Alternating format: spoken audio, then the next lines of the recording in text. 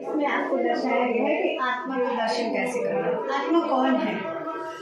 तो ऊपर देखिए, आत्मा वो ज्योतिर्बिंदु लाल दिखाई दे रहा है, ये बिंदु स्वरूप आत्मा है। इसमें 3 शक्तियाँ हैं, मन बुद्धि संस्कार, ये तीनों आत्मा में ही है। और आत्मा के साथ ही जब शरीर छोड़ती तो आत्मा के साथ ही तीनों चले जाते हैं। मन भी जाता है, बुद्धि भी जाती है, संस्कार भी आपके जाते हैं।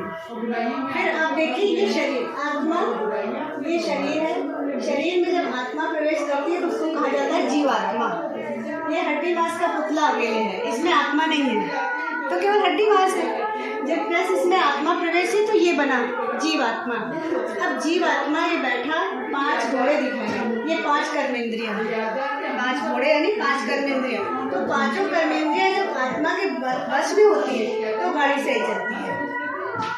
अब पांचों कर्मेंद्रियाँ आपको समझना हो क्या चीज़ है। शरीर में आँख, कान, मुंह और नाक, ये हमारी 5 कर्मेंद्रियाँ। ये पांचों अगर हमारे वश में है, आँखों को क्या देखना है, कान को क्या सुनना है, मुख को क्या खाना है, जीभ की लालच में सब कितना भोजन कर लेते हैं, तो ये सब दिखाया गया। अब देखिए ये मार रहा है तो इसको क्या कहेंगे, पापा। तो पाप कर रही है ना, ये भीख मांग रहा है, ये दे रही है, तो ये है पुण्य आत्मा, ये पुण्य का काम कर रही है, तो ये पुण्य आत्मा होगी।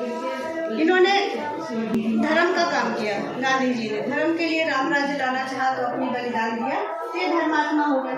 अब ये कौन है? कृष्ण। ये है महान आत्मा, ये महानता थी ना इनमें, ये कृष्ण हो गए महान आत्मा। अब इनसे भी बढ़कर कोई है जो है वो आगे आपको पता चलेगा, परमात्मा।